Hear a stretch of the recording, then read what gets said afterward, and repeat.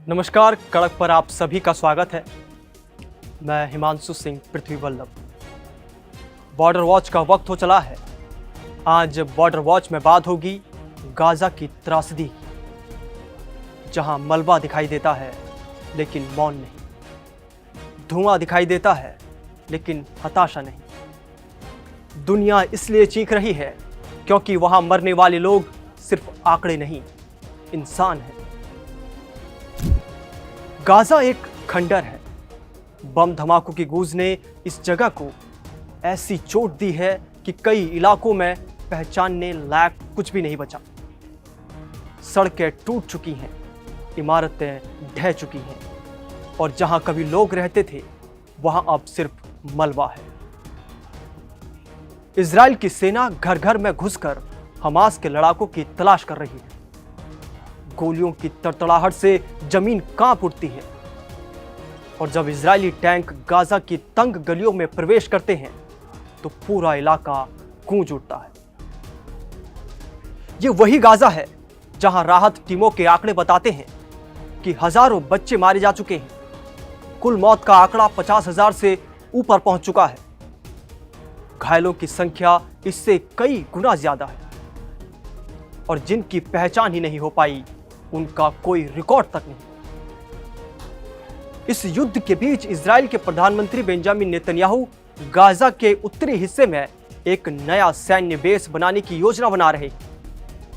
उनके आलोचक कहते हैं नेतन्याहू के गुस्से और जुनून की आग में पूरा गाजा जल चुका है।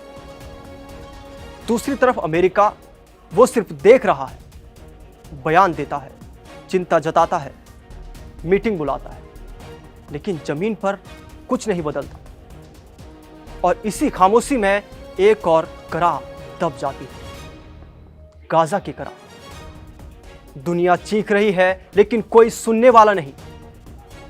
गाजा की यह कहानी सिर्फ एक युद्ध की कहानी नहीं है, यह उस जगह की कहानी है जिसे दुनिया की राजनीति ने बार बार मोहरा बनाया और बार बार छोड़ दिया। सबसे पहले समझना होगा गाजा आखिर बना कैसे। एक ऐसा इलाका जहां हर 10 साल में एक बार युद्ध वापस लौट आता है। गाजा 40 किलोमीटर लंबी एक पतली सी पट्टी है। 2 मिलियन से ज्यादा लोग यहां रहते हैं। ये दुनिया के सबसे घनी आबादी वाले इलाकों में से एक है। यहां हर सड़क, हर मोहल्ला, हर घर एक दूसरे से सटा हुआ है। युद्ध शुरू हुआ है तो सबसे पहले मारता है जनता को, आम लोगों को। हमास की मौजूदगी ने इस जटिलता को और बढ़ा दिया है। हमास खुद को प्रतिरोध संगठन कहता है, जबकि इजराइल और पश्चिमी देश उसे आतंकवादी संगठन कहते हैं। इजराइल के लिए हमास एक सुरक्षा खतरा है और हमास के लिए इजराइल एक कब्जा करने वाला देश। दोनों की राजनीति एक दूसरे के खिलाफ खड़ी है और उस राजनीति ने गाजा को ऐसी जगह बना दिया है जहां युद्ध खत्म होता है, फिर शुरू होता है, फिर खत्म होता है और फिर शुरू हो जाता है। नेतन्याहू की राजनीति भी इससे अलग नहीं है। इजरायली प्रधानमंत्री के लिए यह सैन्य अभियान सिर्फ सुरक्षा का मामला नहीं है, इट्स पॉलिटिकल सर्वाइवल। नेतन्याहू लंबे समय से आरोपों, केसों और दबावों का सामना कर रहे हैं और गाजा में सैन्य अभियान उनके लिए एक राजनीतिक कवच की तरह काम करता है।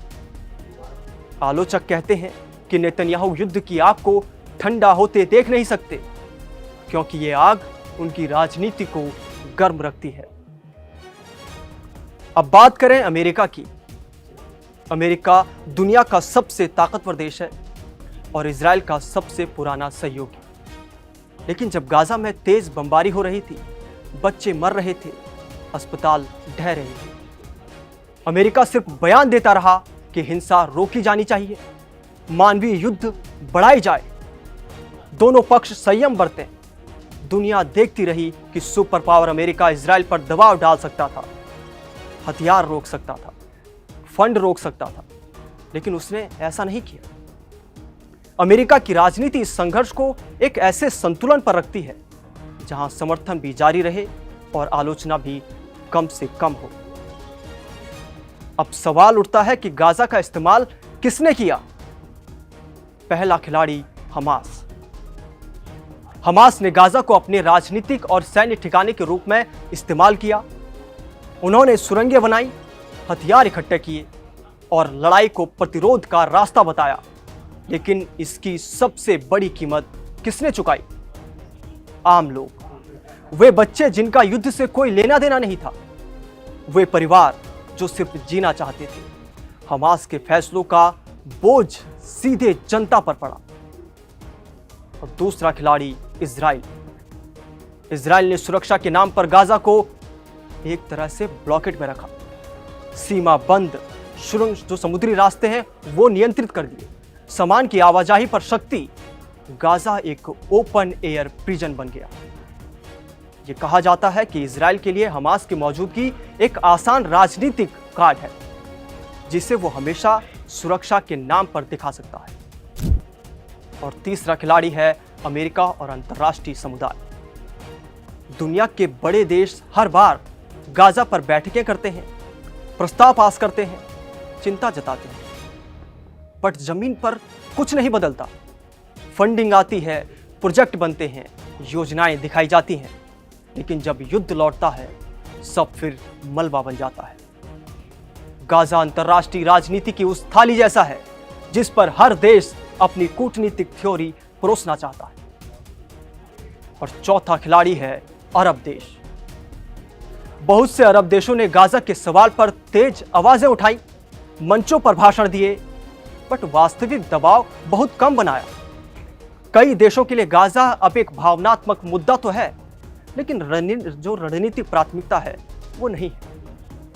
और इस सब के बीच गाजा एक भूखंड नहीं, बल्कि एक पूरा समाज फंस कर रह गया। बच्चे स्कूल नहीं जा सकते, युवाओं को नौकरी नहीं मिलती, लोग इलाज के लिए इंतजार में मरते हैं। बिजली 24 घंटे नहीं आती, राहत की लाइनें लंबी हो जाती हैं। और इस सब के बीच दुनिया उम्मीद बेचती है कि नया गाजा बनेगा, शांति योजनाएं आएंगी, पुनर्निर्माण होगा।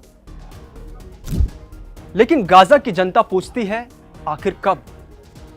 हर बार युद्ध के बाद दुनिया कहती है, इस बार पुनर्निर्माण बड़ा होगा, इस बार गाजा उठेगा, इस बार यह अंतिम युद्ध होगा। लेकिन कुछ महीनों बाद वही बम, वही धुआं, वही मौतें दोबारा लौट आती हैं। आज गाजा के लिए फिर से बड़े दावे किए जा रहे हैं, नए प्रशासन की बातें हो रही हैं, अंतर्राष्ट्रीय प्लान पास हो रहे हैं, फंडिंग की बातें, ये जो फंडिंग के वादे हैं वो लगातार हो रहे हैं। लेकिन जमीन पर अभी भी लोग टीन की चादरों के नीचे रह रहे हैं, पानी खरीद कर पी रहे हैं और अपने बच्चों को धूल में खेलते देख रहे हैं, जहां कभी उनका घर हुआ करता था।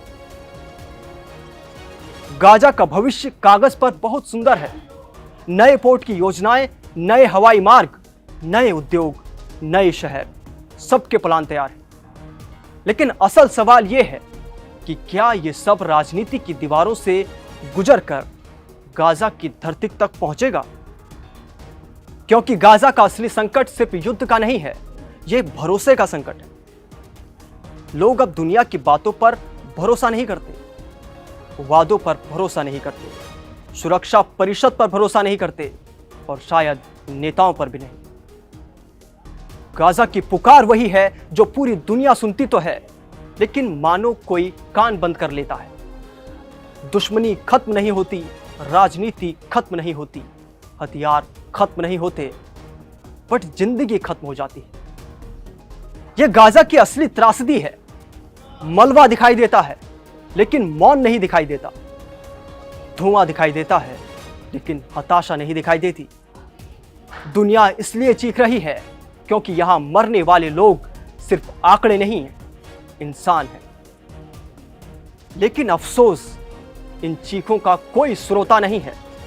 और यही वजह है कि गाजा का भविष्य आज भी दावों, योजनाओं और राजनीति के बीच फंसा हुआ है। तो आज की इस रिपोर्ट में इतना ही। देश और दुनिया की तमाम बड़ी खबरों के लिए आप देखते रहिए कड़क। नमस्कार।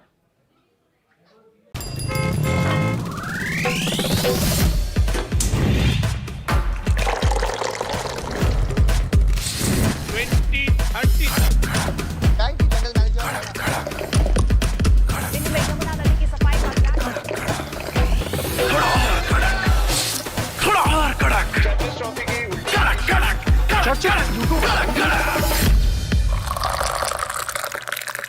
ये कड़क है।